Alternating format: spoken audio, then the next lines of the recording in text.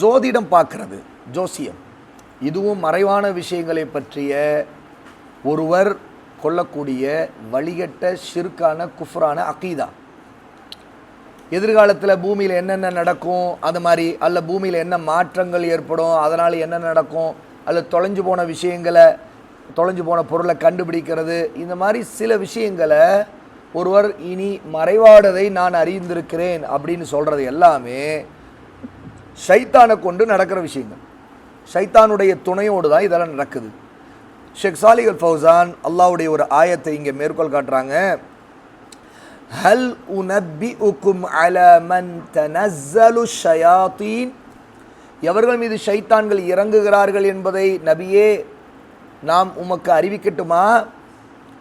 தனஸ்ஸலு அலா குல்லி அஃபாக்கின் அஸீம், பெரும் பொய்யர்களான ஒவ்வொரு பாவியின் மீதும் அவர்கள் இறங்குகிறார்கள். பொய் சொல்லக்கூடிய ஒவ்வொரு பாவியின் மீதும் ஷைத்தான்கள் இறங்குகிறார்கள். யுல்கூன ஸம்அ வ அக்ஸருஹும் காதிபூன், தாங்கள் கேள்விப்பட்டதையெல்லாம் அவர்கள் போடுகிறார்கள்.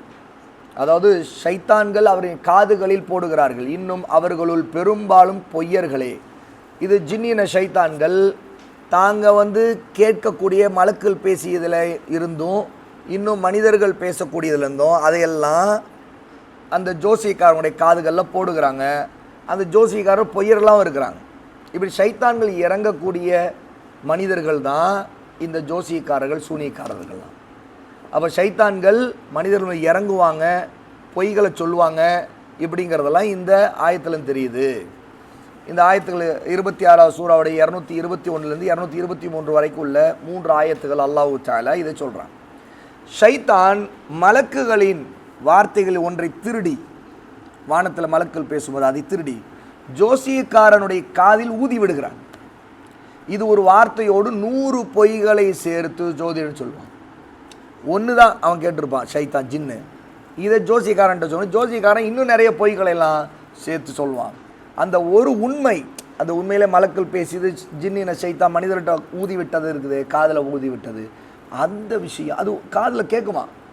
ஜின்னின ஷைத்தான்கள் ஊதுறது சில சமயங்களில் அது அவருடைய உள்ளத்தில் போடுறதோ காதலையோ ஒரு அசரீரி போல், அதை தான் அசரீரின்னு சொல்கிறேன். ஏதோ ஒரு சவுண்டு எனக்கு கேட்ட மாதிரி இருந்துச்சு, அது என் மனசில் அப்படி இறங்கிடுச்சு, அதை நான் சொன்னேன், பார்த்தா அது நிஜமாக நடந்துச்சு அப்படிம்பாங்க ஜோசியக்காரன். சூனியக்காரர்கள் அப்படி தான் செய்தி வர்றது ஷைத்தான்கள்கிட்ட இருந்து. உண்மையிலே அவங்க பேசவும் செய்வாங்க சில நேரத்தில் ஜின்கள்கிட்ட. அது ஒரு அசரீரியாவே, எனக்கு நீ உதவியா அப்படின்னா ஒரு சத்தம் பதில் சொல்லி ஜின்னு பேசும். அந்த மாதிரி நேரத்தில் உடனே அவங்களுக்கு இது வேறு யாராவது செய்கிறாங்களா பார்த்தா நிஜமாகவே ஜின்னு செய்யுது. அவன் அதில் நம்பிடுவான். ஓ, எனக்கு தெய்வத்திலேருந்து, எனக்கு கடவுள்கிட்ட இருந்து மெசேஜ் வருது அப்படிமா. ஒருத்தர் முஸ்லீம் பேக்ரவுண்டில் வந்தால் நான் நபி ஆகிட்டேன் அப்படிமா. எனக்கு வகி வருது, எனக்கு தூக்கத்தில் ஒரு வகி வருதுங்க, நிஜமாகவே. அப்புறம் பகலில் எனக்கு வகி வருதுங்க, நான் இரவில் இந்த மாதிரி செய்தேன்னா எனக்கு வகி வருதுங்க. அதை கஷ்ஃபுன்றுவாங்க. கஷ்ஃப் மறைவானதை அறியக்கூடிய இது வருது அப்படி. இப்படிலாம் இதெல்லாம் எப்படி நடக்குன்னா ஷைத்தான் ஜின்களால் நடக்குது. அதான் இங்கே விஷயம். இதை முஸ்லீம்கள் பேரில் இருக்கிறவங்க சொல்லும்போது அது கஷ்ஃபு, வஹி, இந்த மாதிரி வார்த்தைகள் படுத்துவாங்க. காபிர்கள் எங்களுக்கு அமானுஷ்ய சக்தி இருக்குது, எனக்கு பல விஷயங்கள் தெரியும் அப்படிம்பாங்க. பேய் பிசாசு மேலே அவங்களுக்கு நம்பிக்கை இருக்குதுல்ல, அவங்க ஜின்னு தான் அதுன்னு தெரியாது அவங்களுக்கு, அதை நம்புவாங்க. ஷேக் சாலிஹ் அல் ஃபௌசான் சொல்கிறாங்க, மக்களிடம் இந்த மாதிரி ஒரு உண்மை பழிச்சிருச்சுன்னா ஜோசியக்காரன் சொல்லக்கூடிய எல்லாத்தையும் அவங்க உண்மையை நம்பிடுவாங்க. உண்மையில் மறைவான ஞானம் அல்லாஹ்வுக்கு மட்டும்தான் சொந்தமானது, வேறு யாரையும் இதில் இணையாக்கக்கூடாது. ஜோசியக்காரர்களையும் மற்றவங்களையும் இப்படி இணையாக்குவது அல்லாஹ்வுக்கு இணை வைக்கக்கூடிய மிகப்பெரிய பாவம். ஜோசியக்காரர்கள் ஷைத்தானை அடைந்து கொள்ள அவர்கள் விரும்பக்கூடியதை செய்வார்கள். அப்படி செய்த அந்த ஷிர்கான காரியங்களை செய்வாங்க. ஆனால் ஜோசியக்காரன் சில சடங்குகளை செய்கிறான்ல, ஜோசியக்காரன், சிகிர் செய்கிறவன், சூனியக்காரன், அது எல்லாமே ஷிர்கானவை தான். அல்லாஹ்வுக்கே உரிய மறைவான அறிவை சோதிடர்களுக்கும் கொடுப்பதனால் ருபூபியத்தில் ஷிர்காகவும் ஷைத்தானுடைய திருப்திக்காக சில இபாதத்துகளை செய்வதால் உலூகியத்தில் ஏற்படுகிற ஷிர்காவும் இது காணப்படுது. தௌஹீது ருபூபியா, தௌஹீது உலூகியா, ரெண்டுத்துல ஷிர்க் வருது. எப்படி? ஜோசியக்காரர்களுக்கு மறைவான அறிவு உண்டு அப்படி நம்பும்போது அது அல்லாஹ்வுடைய அவன் தான் ரப்பு, அவன் தான் அனைத்தையும் அறிந்தவன்கிற அந்த நம்பிக்கையில் ஜோசியக்காரர்களை இணை வைக்கக்கூடிய ஷிர்க் வந்துடுது. இன்னும் இந்த விஷயங்களை அடையறதுக்காக சிலர் என்ன செய்வாங்க, சில இபாதத்துகளும் சில சடங்குகளை செய்வாங்கல்ல, அப்போ அது எல்லாமே பிரார்த்தனை செய்யுது. உதாரணத்துக்கு ஜோசியக்காரர்கள் ஷைத்தான்களை அழைச்சி பிரார்த்தனை செய்வாங்க தாங்க வணங்கக்கூடிய தெய்வங்களை. இப்போ காபீர்கள் மாரியாத்தா காளியாத்தான்னு எத்தனையோ வணங்குறாங்களா இல்லையா? எல்லாமே ஜின்கள் தான், ஜின்களுடைய பேரில் தான் அவங்க வணங்குறது, ஜின்களை அழைச்சி துவா கேட்குறாங்க. அப்போ அப்படி கேட்கும்போது அதனால் ஷைத்தான் அவர்களும் இறங்குறாங்க.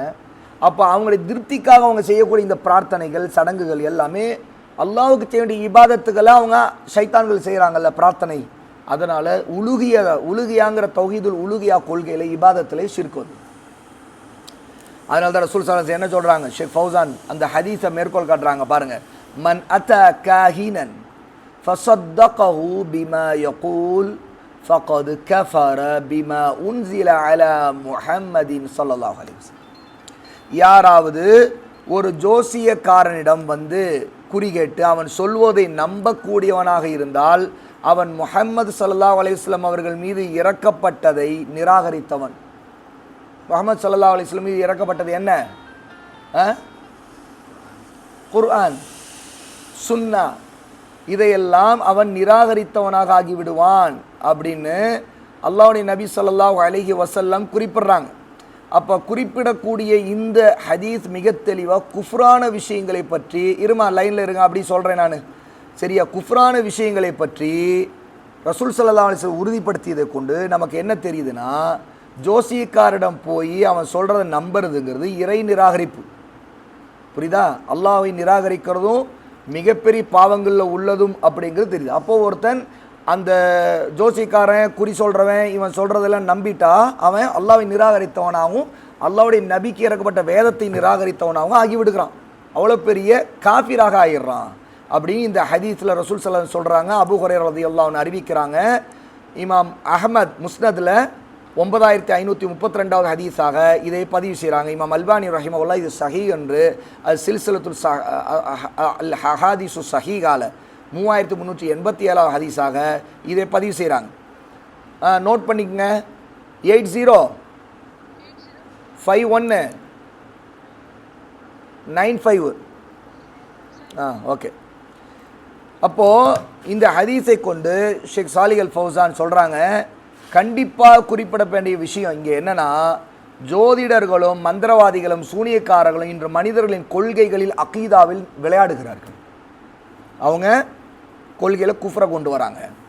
தங்களை வைத்தியர்களாக காட்டும் இவர்கள், அதை தாங்கள்லாம் ஒரு வைத்தியம் பண்ணுறோம், தாங்கள் வந்து மந்திரிக்கிறோம் அப்படிங்கிற பேரில் ஏதோ நோய் நொடினா நான் எங்கள்கிட்ட வாங்க, கஷ்டம்னா எங்கள்கிட்ட வாங்க, நாங்கள் உங்களுக்கு இது பண்ணுறோம் அப்படின்னு சொல்லி இவங்க என்ன செய்கிறாங்கன்னா, அல்லாஹ் அல்லாதவர்களுக்காக அறுத்து பலியிடுறது, அறுக்கப்படுகிற ஆட்டையோ கோழியையோ குறிப்பிட்ட சில காரியங்களை செய்ய வேண்டுங்கிறதுக்காக சொல்கிறது, இதெல்லாம் செய்ய சொல்லி நீங்கள் வந்து ஒரு கோழியை அறுத்து நீங்கள் வந்து ரத்தத்தை இது பண்ணணும், அந்த குறிப்பிட்ட இடத்துல இது செய்யணும், பலியிடணும், இப்படி தான் சொல்லுவாங்க அவங்க.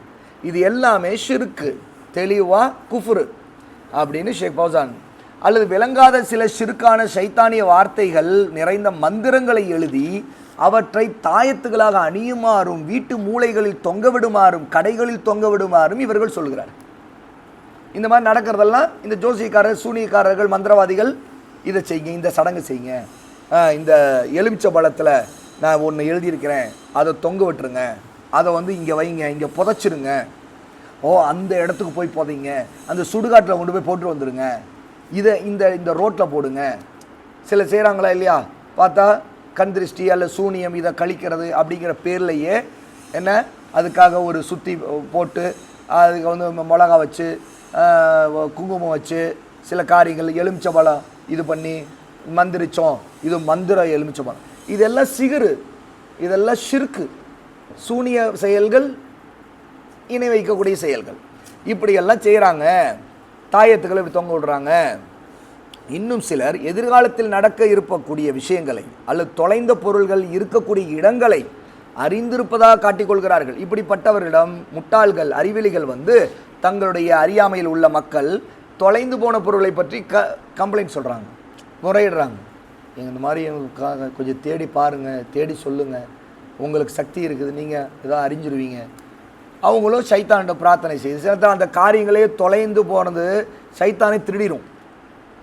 இவன் வந்து அந்த சைத்தானை வணங்கிட்டு இருப்பான். யார்? இந்த ஜோசியக்காரன் இல்லை சூனியக்காரன். இவன் வந்து வணங்கிட்டு இருக்கானா, இவன்கிட்ட அது போட்டுரும், செய்தியை சொல்லிடும். அவன் தொலைஞ்சவன் இவன்கிட்ட வருவான், வந்து கேட்டவனே நான் உன் பொருள் எங்கே இருக்குன்னு நான் சொல்கிறேன். இவன் சைத்தான்கிட்ட உதவி கேட்டிருப்பான்ல, அது எங்கே போட்டிருக்குதோ அந்த இடத்த இவனுக்கு சொல்லும் சைத்தான். நீ அங்கே போய் பாரு, அங்கே இருக்கும் உன் பொருள். பார்த்தா ஆச்சரியமாக இருக்கும், உண்மையிலே பார்த்தா அங்கே தான் இருக்கும். இவன் தேடிமா கிடச்சிருக்கா. ஆனால் இவன் ஜோசிக்காரன் அறிஞ்சு சொல்லிட்டான் அப்படின்னா உடனே இவனுக்கு மேலே அவங்களுக்கு ஒரு நம்பிக்கை வந்து, ஓ இவருக்கு பெரிய சக்தி இருக்குதுங்க, எப்படிங்க தெரியும் அப்படின்னு. ஜோசிக்காரனுக்கு சைத்தான் ஜின்னு கொடுக்குற தகவல். அப்போ இன்னொரு உதவி தேடி இதெல்லாம் செய்கிறாங்க. சைத்தானின் துணை கொண்டு அவர்கள் இதை அறிவிக்கிறார்கள். அது இன்னும் சிலர் வந்து தர்காக்களில் அடங்கியிருக்கிறவங்களுடைய கராமத்துகள் அற்புதங்கள்னு காட்டிக்கிட்டு தங்களை வலியுள்ளாக்கள் அப்படின்னு காட்டிக்கிட்டு ஒரு பச்சை தலபா கட்டிக்கிட்டு இது சில அற்புதங்கள்னு சொல்லிட்டு நெருப்பில் நுழையிறது, தண்ணியில் நடந்து காட்டுறது, இந்த மாதிரி என்னென்னமோ சைத்தானை கொண்டு சில செய்கிறது, ஆயுதத்தை கொண்டு குத்திக்கிறது, கண்ணை நோண்டி வெளியே காட்டுறது, இப்படிலாம் உருசில் செய்வாங்க சிலர் தர்காக்களில். இதெல்லாம் சைத்தானை கொண்டு செய்கிறது. சரியா? அல்லது வேகமாக செல்லும் வாகனத்துக்கு படுத்துக்கொள்வாங்க, கடுத்துட்டு அவங்க மேலே ஏறி போகும், ஒன்றும் ஆகாது, அப்படிலாம் காட்டுவாங்க. இந்த மாதிரி எவ்வளவோ எவ்வித காயம் இல்லாமல் வெளியே வர்றது, இந்த மாதிரி எவ்வளவோ சைத்தானிய அல்லது தில்லு முள்ளுகள் பித்தலாட்டங்கள் செய்வாங்க. இவ்வாறாக செய்து மனிதர்கள் மத்தியில் குழப்பங்களை ஏற்படுத்துவாங்க. ஃபிரௌனுடைய சூனியக்காரர்கள் சூனியத்தின் மூலம் கயிறு தடிகளை பாம்பு போன்ற தோற்றத்தை ஏற்படுத்தி தங்களின் சூனியத்தால் ஏற்படுத்தியது போன்று இவர்களும் மக்களின் முன்னிலையில் பல அதிசயங்கள் நிகழ்த்துவாங்க. சரியா? ஃபிரௌனுடைய காலத்தில் இருந்த அந்த சூனியக்காரர்கள் சில ட்ரிக்கெல்லாம் வச்சுருந்தாங்க, அதன் மூலம் அப்படி காட்டினாங்க. அது பொய். சரியா? ஆனால் அது வந்து மூசா அலைஹிஸ்ஸலாம் உள்ளத்தில் பயத்தை ஏற்படுத்திச்சு அந்த பாம்புகளை பார்த்தோம். அதனால தான் மூசாவுக்கு அல்லாஹ் சொன்னால் லா தஹப், பயப்படாதீங்க, நீங்கள் உங்களுடைய தடியை போடுங்க அப்படின்னாங்க. நடந்துச்சு. அல்லாஹ். அப்போ இந்த மாதிரி பலவிதமான சூனியங்கள் ஜோசியக்காரர்களுடைய சைத்தானிய காரியங்கள் இருக்குது. ஷேகுல் இஸ்லாம் இப்னு தைமியா அவர்கள் அல் பதாஹியத்துல் அஹமதியா என்பவரோடு சூனியம் தொடர்பாக ஒரு விவாதத்தை செய்தாங்க. அந்த விவாதத்தை குறிப்பிட்றாங்க. பதாஹியாவின் தலைவர் தனது சப்தத்தை உயர்த்தியவாறு கூறினார், நாங்கள் பல நிகழ்வுகளையும் அதிசயங்களும் நிகழ்த்தக்கூடியவர்கள், நெருப்பிலே இறங்கினாலும் அது எங்களை கரிக்காது என்றார். இமாம் இப்னு தைமியா அவர் சொல்கிறார். உடனே இந்த அதிசயங்களின் காரணத்தால் அவருடைய சக்தியை மற்றவர்கள் ஏற்றுக்கொள்ள வேண்டும் என்றார். இமாம் இப்னு தைமியா சொல்கிறாங்க, நானும் எனது சப்தத்தை உயர்த்தி கோபமாக சொன்னேன். அந்த கத்திட்டு சொன்னோம், நாங்கள் யார் தெரியுமா, நெருப்பில் இருந்தால் எங்கள் உடம்பு கரிக்காது, அப்படியே வெளியே வருவோம் அப்படின்னு. அப்போது இவன் இப்னு தைமியா நானும் எனது சப்தத்தை உயர்த்தி கோபமாக சொன்னேன், நான் கிழக்கிலிருந்து மேற்கு வரை உள்ள எல்லா அகமதியாக்களை முன்னிலைப்படுத்தி சொல்கிறேன், எல்லாரையும் வர சொல்லுங்கள். நீங்கள் என்ன சாகசங்களை நெருப்பிலே நிகழ்த்துகிறீர்களோ அந்த சாகசங்களை நானும் நிகழ்த்துறேன். யாரை நெருப்பு கரிக்கிறதோ அவர் தோற்றவர், அவர் மீது அல்லாஹ்வின் சாபம் ஏற்படட்டும். ஆனால் நெருப்பில் இறங்குவதற்கு முன் நாம் நமது உடலை காடி அல்லது வெந்நீரால் கழுவிக்கொள்ளணும் அப்படின்னா. காடினா அந்த இது சொல்லுவாங்களே, அதுக்கு என்ன காடிக்கு என்னமாங்க, அந்த ஒரு புளிப்பாக இருக்கும், ஒரு விதமான தமிழில் காடின்னு சொல்லுவோம், என்னமோ ஒரு வினிகர். உடம்பை ஃபுல்லாக நல்லா கழுவிடணும், நல்ல சுடுதண்ணியால் நல்லா கழுவிடணும். நானும் தயார், நீங்கள் நல்லா கழுவிடணும். சரியா? நெருப்பில் இறங்குவோம், நானும் நெருப்புக்குள்ளே போகிறேன். சரியா? தயாரான்னு கேட்டாங்க. சரிங்களா? தலைவர்களும் மக்களும் என்னிடம் இது பற்றி கேட்டபோது நான் சொன்னேன். இப்போ இந்த மாதிரி சொல்லிவிட்டு ஷேக் இப்னு தைமியா சொல்கிறாங்க, அது எப்படி இந்த மாதிரி நீங்களும் நுழையிறீங்கிறீங்களே. இந்த அகமதியாக்கள், அதாவது அந்த அந்த சைத்தானி வேலை செய்துட்டு இருந்தாங்க. நெருப்பில் இறங்குவதற்கு முன் தந்திரமாக தன்னுடைய உடம்பில் தவளையின் எண்ணெய், தேங்காயின் மேற்பகுதி மற்றும் பளிங்கி கற்கள் போன்றவற்றை பயன்படுத்தி அவற்றை தன்னுடைய உடம்பில் தடவிக்கொள்கிறார்கள். அவங்க சில டெக்னிக்கு தவளையுடைய உடம்புலேருந்து எடுக்கக்கூடிய எண்ணெய் அதெல்லாம் வந்து நெருப்பு இதாகாதான், அந்த மாதிரி சில டெக்னிக், அதுதான் அவங்களுக்கு தெரியுது. அதெல்லாம் செய்கிறாங்க. மொத்தமாக கழுவிட்டு நெருப்புக்குள்ள நுழைஞ்சானா வெந்துடும் உடம்பு, சரியா, தோல்லாம் கருகிரும். இதனை அறிந்த மக்கள் கூச்சலிட்டார்களா, ஏமாத்துறானுங்களா போ அப்படின்னு. அவர் தன்னுடைய சக்தியை வெளிப்படுத்தும் விதமாக, நானும் நீங்களும் ஒரு போர்வையில் சுருட்டப்பட்டு நமது உடம்பில் நெருப்பை தடவிக்கொள்வோம் என்றார். நானும் அவரை வாருங்கள் அவ்வாறு செய்வோம் என்று திரும்ப திரும்ப சொன்னேன். உடனே அவர் தனது மேலாடை விலக்கிவிட முனைந்தார். ஆனால் நான் அதாவது வினிகர் காடி வெந்நீரில் கழுவிய பிறகு நெருப்பில் இறங்குவோம் என்றேன். அவர் தன்னுடைய பழக்கத்திற்கு ஏற்ப யார் அமீரை நேசிக்கிறாரோ அவர் விறகுகளை அல்லது விறகு குவியலில் சேகரிட்டும் என்றார்.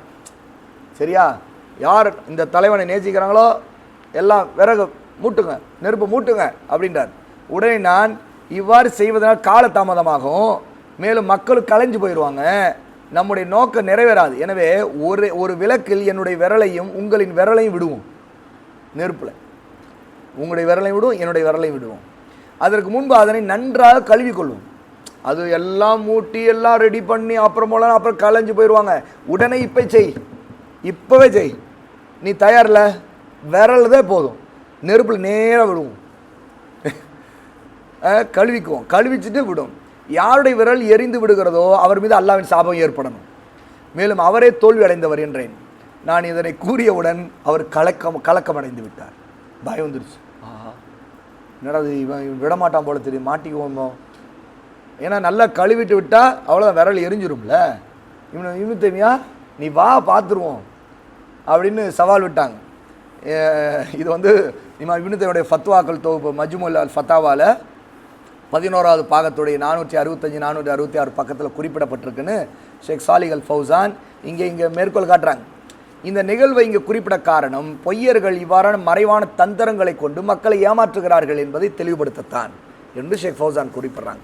அப்போ இந்த பாடத்தில் இதுலேருந்து என்ன நம்ம தெரிஞ்சுக்கிறோம்னா, ஜோசிக்காரர்கள் சூனியக்காரர்கள் நிறைய தந்திரங்களும் செய்வாங்க, சரியா. அப்போது தாங்க வலி உள்ளாக்கள் அவுளியாக்கள் காட்டுற தர்கா கோஷ்டிகளும் நிறைய தந்திரங்களாக வச்சுருக்கிறாங்க. அதில் அவங்க பல விஷயங்களை சைத்தானை கொண்டு செய்கிறாங்க. அப்போ அதில் இந்த தந்திரங்கிறது அந்த நேரத்தில் இருந்த அந்த பதாயியா அகமதியா கூட்டம் அவங்க தங்களுக்கு ஏதோ பிரத்யேக சக்தி இருக்கிற மாதிரி காட்டினாங்க. அதெல்லாம் ஒன்றுமில்லை, நீ என்னென்ன ட்ரிக்கு பண்ணுறேன்னு எனக்கு தெரியும், வா அப்படி நெருப்பில் நானும் இறங்குறேன், நீ இறங்க, 2 பேர் தயாரா அப்படின்னு. இல்லை நெருப்பில் மூட்டுற விரலை மட்டும் முதல்ல நெருப்பில் அப்படி காட்டுவோம், ஒரு விளக்கை பொறுத்துவோம், நெருப்பு எரிக்கிட்டு இருக்கணும், விரலை நானும் வைக்கிறேன் நீ வை, ஆனால் நல்லா கழுவிக்கும், 2 விரலையும் என் விரல் நல்லா சுத்தமாக கழுவிக்கணும், காடியிலையும் வெந்நீர்லையும் கழுவணும். ஏன்னா அதில் இருக்க அந்த இதெல்லாம் போயிடும். கழுவிட்டா என்ன ஆகும், சாதாரண இப்போ நம்ம சாதாரண தோல் மாதிரி ஆயிரும். அப்போ வச்சா என்ன ஆகும், அவ்வளோதான், ஆஹா அப்படின்னு சொல்லிட்டு அவன் நடுங்க ஆரம்பிச்சிட்டான், பின்வாங்கிட்டான். அதான் நடந்துச்சு. அப்போது இமாம் இப்னு தைமிய்யா இந்த செய்தியை ஷேக் ஃபௌசான் குறிப்பிட கொண்டு, அப்போது அல்லாஹுடைய சக்தி எந்த மனிதனுக்கு இல்லை, மனிதன் தான். ஷைத்தானை கொண்டு சில காரியங்கள் நடக்கும், சரியா, அதை நம்பி நாம் ஏமாந்துடக்கூடாது அப்படிங்கிறத இங்கே குறிப்பிட்றாங்க.